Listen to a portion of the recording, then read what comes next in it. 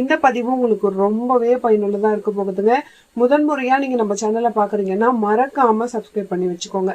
இப்போ ஒரு மனிதன் பிறப்புல இருந்தே கொஞ்ச நாள்ல தேட ஆரம்பிச்சிருவாங்க. நான் ஏன் பிறந்தேன், நான் எதுக்காக பிறந்தேன் அப்படின்றத யோசிக்க ஆரம்பிச்சிருப்பாங்க.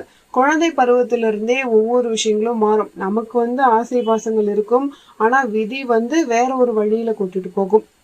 கால புருஷன் அப்படின்றது, காலம் அப்படின்றது நேரம், புருஷன் அப்படின்றது மனிதன். இந்த காலத்துல இந்த மனிதன் பிறக்கிறான் அப்படின்றதுதான். எப்படி 24 மணி நேரத்தை 12 மணி நேரமா பிரிச்சாங்களோ அதே மாதிரிதான் 12 ராசிகள். இந்த 12 ராசிகளுக்குமே முக்கியமானது இந்த காலபுருஷம். இந்த விஷயம் பண்ணலாம், இந்த விஷயம் பண்ணக்கூடாது அப்படின்றது நிறைய விஷயங்கள் இருக்கு. இந்த மேஷராசி அன்பர்களை பொறுத்த வரைக்கும் நீங்க என்ன மாதிரியான விஷயங்கள்ல நீங்க கான்சென்ட்ரேஷன் பண்ணா உங்க வாழ்க்கை சிறப்பா இருக்கும், காலபுருஷ தத்துவத்துல உங்களுக்கு என்ன மாதிரியான நிகழ்ச்சிகள் இருக்கும். மேஷம் அப்படின்னாலே ஒரு தொடக்கம், மேஷம் அப்படின்னாலே ஜுவாலை, வெளிச்சம் அப்படின்னு அர்த்தம். அதே சமயத்துல உங்களுக்கான வழி அப்படின்னு நம்ம பார்த்தோம்னா அவசரம் அதிகமா இருக்கும் மேஷராசி அன்பர்களுக்கு. நம்ம ஒரு பிறப்பு எடுக்கிறோம் அப்படின்னா இதுல இருந்து இந்த பிரபஞ்சம் எதுக்காக நமக்கு இந்த பிறப்பை கொடுத்திருக்கு அப்படின்னு பார்க்கும் பொழுது மேஷராசி என்பவர்களுக்கு நிறைய நபர்களை உருவாக்கக்கூடிய, நிறைய பேருக்கு ஏறி படிக்கட்டா நீங்க இருந்து அடுத்தவங்கள அடுத்த லெவலுக்கு எடுத்துட்டு போறதுக்கான நீங்க பிறந்திருக்கீங்க. மேஷராசி அன்பர்கள் நிறைய பேர் வாழ்க்கையில வெளிச்சமா தான் இருந்திருப்பாங்க. அறிந்தோ அறியாமலேயோ ஏதோ ஒரு காரணத்துக்காக இவங்க கொடுத்த ஒரு ஐடியா எதுவா வேணா இருக்கலாம். ஆனா இவங்களுக்கு இருக்க டிராப் என்னன்னா அந்த முந்திரி கொட்டைத்தனம். ஏன்னா தலைப்பகுதியை குறிக்கக்கூடியது, மூளை பகுதியை குறிக்கக்கூடியது. தலைவலி எல்லாம் அதிகமா வரும். அதாவது பொறுமை அப்படின்றது ரொம்ப ரொம்ப கம்மி அப்படின்னு சொல்றதை விட அவ்வளோ சீக்கிரம் மேஷராசி என்பவர்களுக்கு பொறுமை ரொம்பவே கம்மியா இருக்கும்.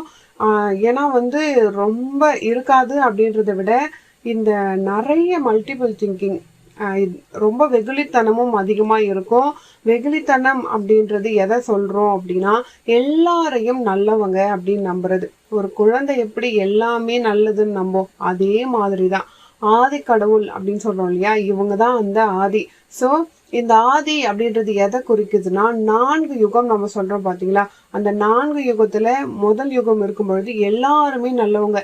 அந்த மைண்ட் செட்லயே இவங்க ஃப்ரெஷ்ஷாவே மறுபடியும் பிறக்கக்கூடியவங்க. மறுபடியும் அப்படின்றத விட ஃப்ரெஷ்ஷா பிறந்து இதுதான் உங்களுடைய லைஃப் எக்ஸ்பீரியன்ஸே ஆக போகுது. அப்போ மேஷத்துல இருக்கிறவங்களை பொறுத்த வரைக்கும் இந்த 108 திவ்ய ஸ்தலங்கள் போறாங்க அப்படின்னா புண்ணியத்தை சேர்த்துக்கணும். இப்படிதான் இவங்களுடைய பயணத்தை இவங்க சேர்த்துக்கணும். லக்கும் அதுதான். புண்ணிய ஸ்தலங்களுக்கு போக ஆரம்பிச்சு உதவிகள் நிறைய செய்ய ஆரம்பிச்சு ஏமாற மாட்டேன் அப்படின்ற மைண்ட் செட்டை வச்சுக்கணும். இந்த டிராப்ல இருந்து நீங்க ஃபர்ஸ்ட் வெளிவரணும். உங்க கூட பிறந்தவங்க இருக்காங்க, சிப்ளிங்ஸ் இருக்காங்க, ஏதோ ஒரு காரணத்துக்காக உங்களை தான் பயன்படுத்திப்பாங்க. அப்படி இல்லைன்னா இவங்களையும் முந்திரி கொட்டத்தனமா முன்னாடி போய் இவங்களே எல்லாத்தையும் செஞ்சுக்கிட்டு இருப்பாங்க. இப்போ யாருக்காவது ஏதாவது செலிப்ரேஷன் பண்றாங்கன்னா தாம் தூம்னு இவங்க செலவு பண்ணிடுவாங்க. ஆனா இவங்களுக்கும் அதே பண்ணிக்கணும்னு எதிர்பார்க்கும் பொழுது அது நடக்கவே நடக்காது. இவங்களுக்காக யாருமே எதுவும் பண்ண மாட்டாங்க. இவங்களுக்கு ஆளுமை திறன் இருக்கும். அந்த ஆளுமை திறனை எப்படி வளர்த்துக்கணும் அப்படின்னு நீங்க நினைச்சீங்கன்னா அதாவது முழுசா விஷயங்கள் தெரியாம இருக்கக்கூடாது. எல்லா விஷயத்தையும் தெரிஞ்சுக்கணும். அங்க கிட்ட போயிட்டு பாத்துக்கலாம் அப்படின்னும் பொழுது காலபுருஷன் அங்கதான் உங்களுக்கு காத்திருக்கும். வாழ்க்கை படத்தை சொல்லி கொடுக்காங்க. போய் நேரா முட்டி மோதி இந்த ஆட்டு மந்தைகளோட முட்டி மோதிட்டு வா, கொஞ்ச நேரம் யோசிச்சுட்டு, ஏன்னா இவங்கெல்லாம் சிவன் ஸ்தலங்களை போயிட்டு அமைதியா பேசாம உட்கார்றது நல்லது. முருகர் வழிபாடு, ஏன்னா முருகர் பாத்தீங்கன்னா விதியை மாற்றி அமைக்கக்கூடிய அமைப்பு இருக்கிறதால மேஷத்துக்கு முருகர் ரொம்பவே கனெக்ட் ஆவாரு. சோ அங்க போயிட்டு அமர்ந்து நீங்க பேசாம இருந்தா நிதானம் அப்படின்றது ரொம்ப ரொம்ப முக்கியம். மேஷராசி அன்பர்களுக்கு கோவிலுக்கு போனாதான் நடக்கும். ஏன்னா இல்ல கடவுள் பக்தி இல்லை அப்படின்னு சில மேஷராசி அன்பர்கள் இருந்தா கூட இப்போ நீங்க என்ன செய்யலாம் அப்படின்னு கேட்டீங்கன்னா நிறைய நல்ல விஷயங்கள் இருக்கு. அதெல்லாம் நீங்க செஞ்சுக்கிட்டே வரலாம். நீங்க இருக்கக்கூடிய இடத்துலயே அமைதியா நிதானமா யார பத்தியும் சிந்திக்காம, எதை பத்தியும் சிந்திக்காம, மத்தவங்க பர்ஃபெக்டா இருக்கணும், தன்னை சுத்தி இருக்கவங்க பர்ஃபெக்டா இருக்கணும், அவங்க ஏன் இதை செய்யல, இவங்க ஏன் அதை செய்யல அப்படின்ற எண்ணத்திலேயே இருப்பாங்க. அப்படி இருக்கும் பொழுது உங்களுக்கு டிஸ்டர்ப் ஆயிடும். உங்களை பத்தி உங்களை சிந்திக்கிறதுக்கே நேரம் கிடையாது. ஆனா உங்களை பத்தி நீங்க சிந்திக்கிறதே கிடையாது. ஏன்னா செல்ஃப் ஓரியன்டாக தான் இருக்கும். எனக்கு வலிக்குது அப்படின்ற மாதிரி தான் இருக்கும். அவங்களுக்கு வலிக்குமே அப்படின்றது தெரியாது. அவங்களுடைய இடத்துல இருந்து பார்க்க ஆரம்பிச்சு அந்த இடத்துல இருந்து நீங்க வெளியே வந்து செவனேன்னு நான் இருந்துக்கிறேன், என் வழியை நான் பார்த்துக்கிறேன், இவ்வளோ பேரை நான் முன்னேற்றி விட்டுருக்கேன், என்னாலதான் இவங்க முன்னேறினாங்க அப்படின்ற கர்வத்துக்குள்ள இந்த மேஷராசி அன்பர்கள் போகக்கூடாது.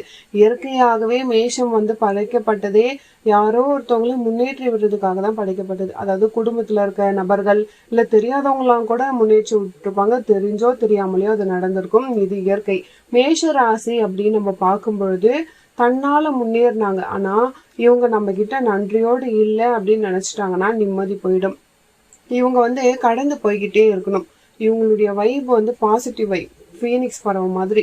எவ்வளவு உயர உயர பறந்தாலும் சுட்டாலும் திரும்ப கீழே விழுந்தாலும் எந்திரிச்சு பறக்கக்கூடியவங்க. இதுதான் இவங்களுடைய விதி. காலபுருஷ தத்துவம் அப்படின்றது விதி. இந்த விதிப்படிதான் நீங்க வாழணும். நீங்க புலம்புறத ஃபர்ஸ்ட் நிறுத்திக்கோங்க. ஏன்னா உங்களுக்கு எல்லா பிரபமும் தலையில இருந்து தான் ஸ்டார்ட் ஆகும். தலைவலி வர்றது, பிரச்சனை வர்றது, அது தன்னால வந்துச்சா மத்தவங்கனால வந்துச்சா அப்படின்றதுதான் விஷயம். இதுதான் காலபுருஷ தத்துவம் உங்களுக்கு உணர்த்தும். அப்போ இந்த ஜென்மமே எனக்கு போதும், நான் முடிச்சுக்கிறேன் அப்படின்னா 108 திவ்ய தேசங்கள் சொல்றோம். 108வது திவ்ய தேசம் நம்ம பூமியில கிடையாது. அப்போ 107 முடிக்கலனா கூட முடிஞ்ச வரைக்கும் நீங்க திவ்ய தேச பிரயாணம் பண்ண பாசிட்டிவ் எனர்ஜி அதிகரிக்கும். கண்டிப்பா வந்து மேஷராசி அன்பர்கள் சில சிம்பிள்ஸை வந்து நீங்க பயன்படுத்துங்க. இதுக்கு முன்னாடியும் நிறைய விஷயங்கள் நான் உங்களுக்கு சொல்லியிருக்கேன் முன்னாடி பதிவுல. நீங்க வந்து நெருப்பு சம்பந்தப்பட்ட ஜுவாலை அந்த சிம்பிள் கூட நீங்க பயன்படுத்தலாம். சூலம் சிம்பிள்ஸும் நீங்க யூஸ் பண்ணலாம். நீங்க வேலை செய்யற இடத்துல நீங்க அதை வாட்ஸ்அப் டிபில இல்ல போன்ல வால்பேப்பர் கூட வச்சுக்கலாம், இல்ல கீ செயினா கூட யூஸ் பண்ணிக்கலாம். ஒரு விஷயத்த நீங்க பேச சொல்றீங்கன்னா பல விஷயத்த பேசிட்டு தான் சில விஷயத்த இந்த மேஷராசி அன்பர்கள் சொல்லுவாங்க. ஸோ பேசும்பொழுது ஷார்ப்பா பேசணும், ஃபோக்கஸ் பண்ணணும். அப்படின்னா அந்த ஃபோக்கஸ் சம்பந்தப்பட்ட சிம்பிள் நீங்க பயன்படுத்திங்கன்னா உங்க வாழ்க்கை ரொம்பவே சிறப்பா இருக்கும். உங்களுடைய விதியை உங்களால புரிஞ்சுக்க முடியும்.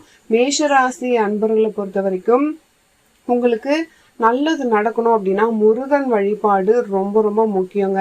மேஷராசி அன்பர்களை பொறுத்த வரைக்கும் உங்களுக்கு எந்த துறை சிறப்பா இருக்கும் அப்படின்னு நினைச்சீங்கன்னா, உங்களுக்கு நிறைய பேரை பொறுத்த வரைக்கும் மேஷராசி அன்பர்கள் சட்டத்துறையில இருக்கிறாங்க. மேஷத்துல இருக்கவங்களை பொறுத்த வரைக்கும் கவர்மெண்ட் ரிலேட்டடான கனெக்ட்ஸ் இருந்துகிட்டே இருக்கும். எல்லாருமே கவர்மெண்ட் ஜாப் போவாங்கன்னா கேட்ட கிடையாது. அது ரிலேட்டபிளா இருப்பாங்க. மருத்துவத்துறை, சர்வீஸ் ஓரியன்டா இருக்கிறது, ஃபிலிம் இண்டஸ்ட்ரியிலையும் இருக்காங்க, அரசியல்லையும் இருக்காங்க. ஆனா அது எல்லாமே சர்வீஸ் ஓரியன்டா இருக்கும். இவங்க பணி செய்யற இடத்துல இருக்கணும்.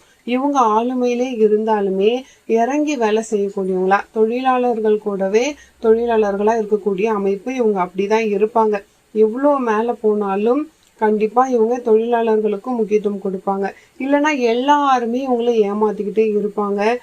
நிறைய மருந்து தயாரிக்கிறது, இவங்களும் வந்து மருந்து தயாரிக்கிறாங்க, ஆயுர்வேதம் சித்தா இது மாதிரிலாம் பண்றாங்கன்னா அந்த நோய்கள் குணமாகும். மேஷராசி என்பவர்களுக்கு உண்டான அமைப்பு. ஏன்னா நிறைய பேர் வாழ்க்கையில முன்னேற்றக்கூடியவங்க. இவங்களுடைய அமைப்பு தெய்வம் கொடுத்த அமைப்பு எப்படி அப்படின்னா, எப்பேற்பட்ட நோயா இருந்தாலுமே இந்த மேஷராசி அன்பர்கள் ஒரு மருந்து யாருக்காவது வாங்கி கொடுக்குறாங்க அப்படின்னா கூட அது ஒரு பரிகாரம் மாதிரி தான். இந்த மாதிரி விஷயங்கள் இவங்க பண்ணும் பொழுது கண்டிப்பா ஹெல்த் சம்பந்தப்பட்ட விஷயங்கள் உள்ள இருக்கும். இப்போ ஒரு பேங்கிங்ல இருந்தா கூட ஹெல்த் ரிலேட்டடான ஒரு டிபார்ட்மெண்ட்ல அவங்க இருக்காங்கன்னா அவங்களுக்கு growth நல்லா இருக்கும். வீட்டுல கூட சமைக்கிற மேஷராசி பெண்களை கேட்டு பாருங்க, ஏதாவது ஃபுட்டு வந்து ஹெல்த்தா தான் அவங்களுடைய குழந்தைங்களுக்கோ கணவனுக்கோ கொடுப்பாங்க. இந்த மாதிரி ஒரு நல்ல மனசை படைச்சவங்களே இந்த மேஷராசி அன்பர்கள் தான். மேஷராசி அன்பர்களை பொறுத்த வரைக்கும் உங்களுக்கு எந்த தொழில் நீங்க எடுத்து பண்ணா உங்களுக்கு சிறப்பா இருக்கும்.